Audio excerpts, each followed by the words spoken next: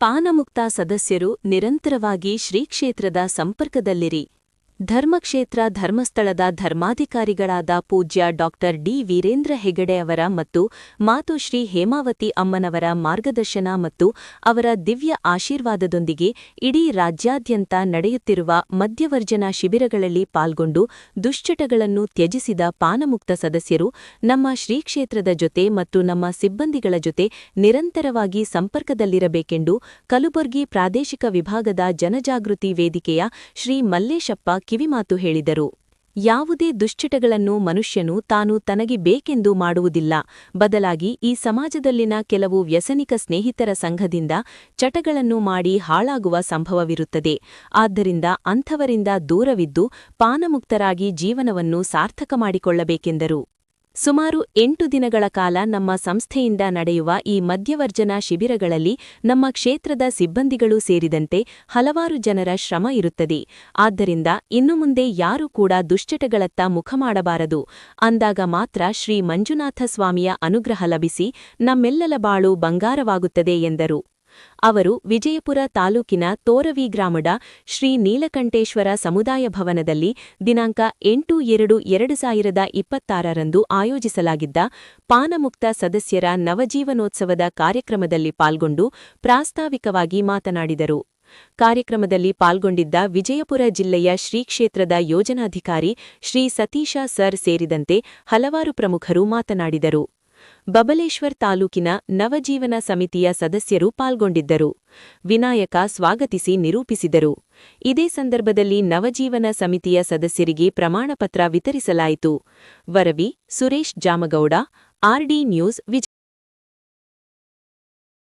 2013ನೇ ಶಿಬಿರದಲ್ಲಿ ಸೇರಿ ಕುಡಿತವನ್ನು ಬಿಟ್ಟಿರ್ತಕ್ಕಂಥ ನನ್ನ ಪಾನಮುಕ್ತ ನವಜೀವನ ಸಮಿತಿ ಸದಸ್ಯರ ನವಜೀವನೋತ್ಸವ ಕಾರ್ಯಕ್ರಮದಲ್ಲಿ ನಾವು ಉಪಸ್ಥಿತೇವೆ. ಈ ಕಾರ್ಯಕ್ರಮದಲ್ಲಿ ಉಪಸ್ಥಿತಿರುವಂತಹ ನನ್ನೆಲ್ಲ ವೇದಿಕೆ ಮೇಲಿರುವ ಗಣ್ಯರಿಗೆ ಕೂಡ ನನ್ನ ನಮಸ್ಕಾರಗಳನ್ನು ತಿಳಿಸುತ್ತಾ, ಹಾಗೂ ನನ್ನ ಮುಂದುಗಡೆ ಇರತಕ್ಕಂಥ ಕಾರ್ಯಕ್ರಮದ ಕೇಂದ್ರ ಬಿಂದುಗಳಾಗಿರುವಂತಹ ನನ್ನ ಪಾನಮುಕ್ತ ಬಂಧುಗಳು ಕೂಡ ಈ ಕಾರ್ಯಕ್ರಮಕ್ಕೆ ಪ್ರೀತಿಪೂರ್ವಕವಾದ ಸ್ವಾಗತ ಬಯಸಿ ನನ್ನ ನಮಸ್ಕಾರವನ್ನು ತಿಳಿಸುತ್ತಾ, ಆ ಬಂಧುಗಳೇ ವಿಶೇಷವಾಗಿ ನಮ್ಮ ನವಜೀವನೋತ್ಸವ ಕಾರ್ಯಕ್ರಮ ಯಾಕೆ ಮಾಡ್ತಾ ಇದೀವಿ ಅಂದ್ರೆ, ನಮ್ಮ ಕುಡಿತವನ್ನು ಬಿಟ್ಟಿರ್ತಕ್ಕಂಥ ಪಾನಮುಕ್ತ ಬಂಧುಗಳು ಖುಷಿಯಾಗಿ ನಾವು ಕಾರ್ಯಕ್ರಮವನ್ನ ನಮ್ಮ ಜೀವನದಲ್ಲಿ ಕುಡಿತ ಬಿಟ್ಟು ಒಳ್ಳೆ ಸಾಧನೆಯನ್ನು ಮಾಡ್ತಾ ಇದ್ದೀವಿ. ಇದೇ ರೀತಿಯಾಗಿ ನಮ್ಮ ಬಗ್ಗೆ ನಾವು ತಿಳಿದುಕೊಳ್ಳಿಕ್ಕೆ ಸಣ್ಣ ಒಂದು ಕಾರ್ಯಕ್ರಮ ಇಟ್ಕೊಂಡಿದ್ದೇವೆ. ಈ ಕಾರ್ಯಕ್ರಮದ ಬಗ್ಗೆ ವಿಶೇಷವಾದ ಉದ್ದೇಶ ಏನಪ್ಪಾ ಅಂದ್ರೆ, ನಾವು ಸುಮಾರು ಶಿಬಿರವನ್ನು ಮಾಡಿ 3 ತಿಂಗಳಾದ್ಮೇಲೆ ಅಂದ್ರೆ 100 ದಿನ ಆದ್ಮೇಲೆ ಧರ್ಮಸ್ಥಳಕ್ಕೆ ಹೋಗ್ಲಿಕ್ಕಿದೆ. ಹಾಗಾಗಿ ಅಲ್ಲಿ ಶತದಿನೋತ್ಸವ ಅಂತ ನಾವು ಆಚರಣೆ ಮಾಡ್ತೇವೆ. ಅದಕ್ಕಿಂತ ಮುಂಚಿತವಾಗಿ ನಾವು 100 ದಿನ ಆದ್ಮೇಲೆ ನಾವು ನವಜೀವನೋತ್ಸವ ಕಾರ್ಯಕ್ರಮ ಅಂತ ನಮ್ಮ ಮಾಡ್ತಾ ಇದ್ದೇವೆ. ಹಾಗಾಗಿ ಈ ಕಾರ್ಯಕ್ರಮವನ್ನು ಹಮ್ಮಿಕೊಂಡಿದ್ದೇವೆ.